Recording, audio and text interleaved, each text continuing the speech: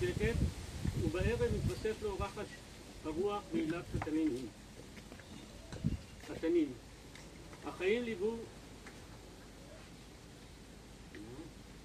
ליוו אותנו עם עליות ומורדות, והשיער נעשה שיבה בינתיים. חצי מאה עברה בארצנו היפה והטובה. את מה שחוויתם ושילמתם בחייכם אתם, באופן זה שילמו יישובי הנגב המערבי. במקום שצה"ל לא יגן על האזרחים, ישלמו האזרחים את המחיר. חצי מאה עברה. כל אחד מיקיריכם נושא תרמיל על הגב, ובו עשייה, חוויות, כאב וספרות. שאלות על מה שקרה לנו, אולי נדבר על מה שקרה. שאלות שנידנו על לעשות עניין לדעת, ואחרים נדבר להם.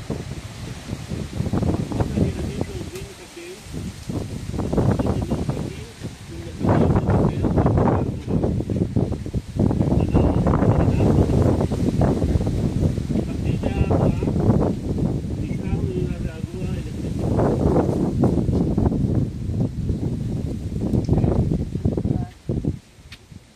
לא שייך לה, ואני רק רוצה להגיד פרט שאתם לא יודעים, אבל הוא חשוב. איפה שאברהם מיקול עומד, זה יכול היה להיות מקום של יוסי. יוסי חי, הוא היה קרוב, הוא בן דוד של שמחה מצד האבא, והוא בן דוד ליעקב מצד האמא. אז שמעתם, לא שמעתם, אז רציתי לספר לכם על זה. הוא נפל במחנות אבו סולטן במצרים, והוא היה עם כוח הצנחנים שהוביל את הלחימה, ויעקב הגיע אחריו לחלץ את הצנחנים שנתקעו בקרב הזה,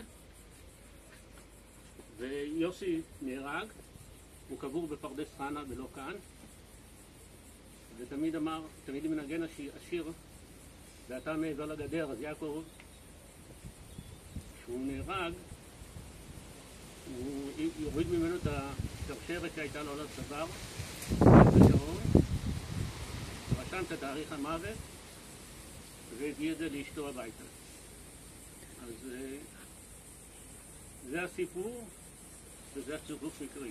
בתקופה שלנו, בסדיר, יוסי היה מ"פ ב-202. נכון, נכון. נמצא פה המ"פ שלי בשירות סדיר, ויום אחד הוא באחד הפעמים שאל אותי מי זה הבחור הזה.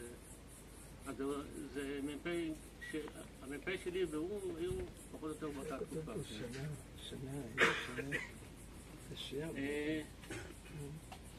זהו, אפרים, אתה רוצה? אפרים אמר לי שהוא רוצה להגיד משהו?